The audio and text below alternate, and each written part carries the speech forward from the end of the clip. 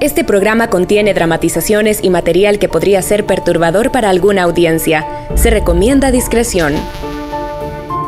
En los últimos 3 años, Honduras ha sido calificada como uno de los países más violentos del mundo. El 94% de las muertes quedan en la impunidad.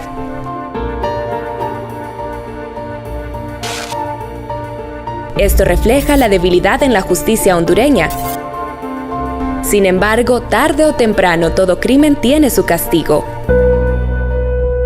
Crimen y Castigo presenta un crimen a las sombras de la religión. Todo inició en una colonia en la capital de Honduras llamada Nueva Suyapa, una colonia de gente trabajadora, humilde y muy religiosa. En Nueva Suyapa existen actualmente más de 50 iglesias donde domingo a domingo sus fieles feligreses asisten buscando agradar a Dios. La comunidad también ha sufrido varias olas de violencia a causa de grupos delincuenciales, aunque en recientes años ha bajado bastante la criminalidad gracias a los esfuerzos de las autoridades en colaboración con la misma comunidad.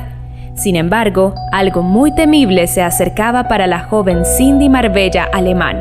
Apenas tenía 16 años, estaba cursando el 2º año de bachillerato, estaba a una semana de su graduación del colegio. Mi prima Cindy Marbella era una persona muy alegre, muy simpática. Le encantaba hacer sonreír a las demás personas. Siempre hallaba una respuesta en medio de un problema. También recuerdo las reuniones familiares. Ella siempre era una luz. Siempre daba sonrisas a nuestras personas. Mi hija fue una muchacha muy alegre desde chiquita.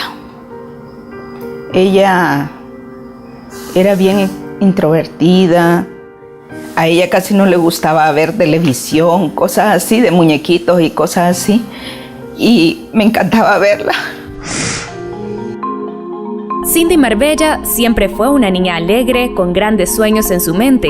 Le gustaba servir a los demás, sonreía mucho, disfrutaba de la compañía de sus amigos y amigas con quienes compartía en su institución. Recuerdo a Cindy como una niña dinámica, carismática, aplicada, con una sonrisa que es muy difícil de olvidar.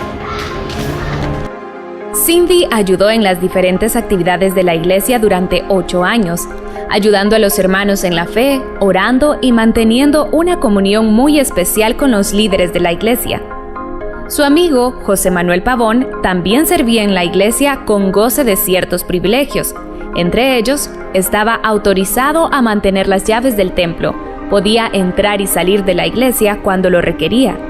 Pavón y Cindy sostenían una amistad en el servicio de la iglesia, ayudando a los feligreses a crecer en su fe. Pavón, de 46 años de edad, delgado, de piel morena y de serio semblante, predicaba en los alrededores de la iglesia al menos 2 veces por semana. Algunas veces iba acompañado de otros hermanos, entre ellos iba Cindy. Jamás les cruzó por la mente a Cindy y su familia que este lugar de santidad y felicidad podría convertirse en el sitio de su peor pesadilla. 4 de octubre del 2010, 6:45 AM. Cindy salió de su casa hacia su centro de estudios. Sin embargo, sus familiares fueron informados que ella no había llegado al colegio. En eso me cayó la llamada de la maestra del instituto, preguntando por mi esposa. Buenos días, don Martín, me dice. ¿Se encuentra Carlita? Me dice. No, fíjese que ella está, le digo, donde la suegra, le digo, ya se fue, le digo. Ah, me dice que usted no sabe, me dice. ¿El qué? Le digo. Entonces le dije yo a ella, ¿verdad? Interrumpiéndola. Ah, es que Marbella no vino a clases hoy, me dice. Cuando el padre de Cindy supo que Cindy no había llegado al colegio, inmediatamente empezó a llamar gente y a buscarla. Llamé a la casa de mi suegra y mi suegra, con una voz solloza y en llanto, me confirma de que mi esposa no se encontraba en la casa en ese momento porque salió hacia el salón del Reino de los Testigos de Jehová, porque en las noticias se decía de que habían encontrado una muchacha con las características de mi hija Marbella. Encontró a la policía y sintió miedo pensando que Cindy tenía algo que ver. Se acercó y vio a Manuel Pavón. Entonces llego ahí y me voy directo al portón, ¿verdad? Y estaba en el portón de entrada, estaba José Manuel Pavón. Entonces le pregunto yo a él, oíme vos, le digo, dicen que hay una muchacha muerta allá adentro. Y a la cual él me responde, no te preocupes, pues no es tu hija. Tranquilo, si fuera tu hija yo la reconocería. Andate tranquilo. ¿seguro? Sí, seguro. Bueno, cheque, gracias. Dale. Se fue a buscarla a otro lado y nada.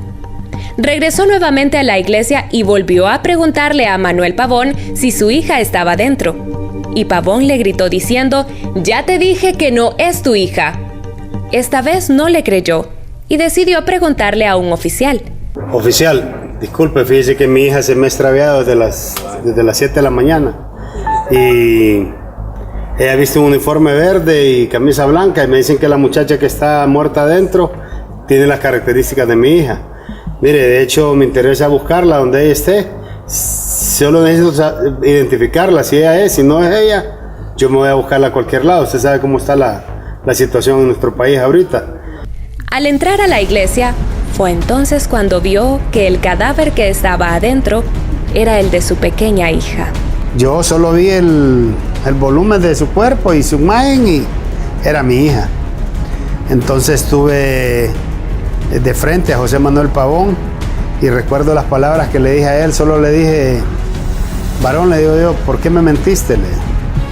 Aparentemente, Cindy Marbella había sido asfixiada y ultrajada sexualmente. ¿Qué necesidad tenés vos de engañarme a mí? Le dije. O sea, en ese momento le estaba diciendo que cuál era el interés que lo motivaba a él a negarme la verdad. A pesar que en Honduras el 94% de los crímenes queda en impunidad, en este caso inició un proceso de investigación. Desde el principio, Manuel Pavón fue el sospechoso principal. Sin embargo, las autoridades no le podrían hacer nada sin pruebas. Los investigadores se internaron en la comunidad buscando posibles testigos con la suficiente valentía para declarar. La tarea no fue fácil. Quienes tenían conocimiento del hecho se negaban a declarar contra el sospechoso por temor a represalias. Sin embargo, decidieron hablar luego que los investigadores ofrecieran protección. Protección donde se esconde su apariencia y se omite su nombre de todos los procedimientos. Dos testigos, el testigo H2 y el testigo 25, ofrecieron declaraciones que ayudaron a construir la línea de los hechos tal cual sucedió. A las 6:40 am, Cindy salió de su casa hacia la estación de buses, testimonio de la familia de la víctima. A las 6:45 am, llegó Cindy a la estación de buses, donde 15 minutos después llegó José Manuel Pavón. Esto fue visto por el testigo H2. A las 7:05 am, después de una corta plática entre ellos, caminaron hacia la iglesia, también visto por el testigo H2. Entre 8 y 8:30 am, después del asesinato, el testigo 25 observó que José Manuel se mostraba sospechoso, como queriendo salir de la iglesia y tratando de esconder su rostro. Según el informe oficial, un testigo vio a Cindy Marbella con su uniforme colegial esperando el autobús que a diario la conducía a su colegio. Indicó también que 15 minutos después llegó a la estación Manuel Pavón, quien después de platicar un corto rato la agarró de la mano y se fueron caminando hasta entrar a la iglesia.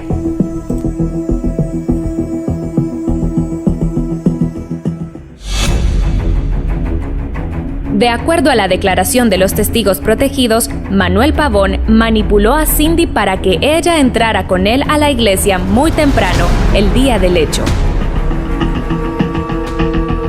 Cuando ella ingresó a la iglesia, Pavón la golpeó en la parte trasera de la cabeza, la tomó por la fuerza e introdujo en su boca una franela roja, queriendo evitar los gritos de ella.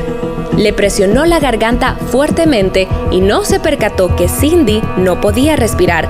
La mantuvo así por unos minutos hasta que ella cayó muerta por asfixia. Él inmediatamente quiso saciar su sed sexual aprovechando, según él, el desmayo que había tenido Cindy. Cuando notó Manuel Pavón que no era un simple desmayo, sino que Cindy estaba muerta, tuvo miedo y llamó inmediatamente al líder de su iglesia y le dijo: Es que fíjese que apareció una persona muerta en el templo. Al poco tiempo llegó la policía al lugar de la escena.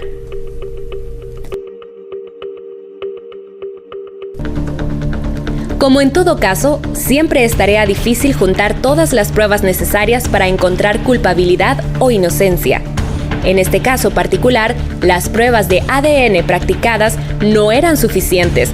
Se necesitaba declaración de testigos o incluso la declaración oficial del imputado reconociendo su culpabilidad de los hechos. Al realizarse la autopsia, se encontró el pañuelo rojo en la tráquea de Cindy.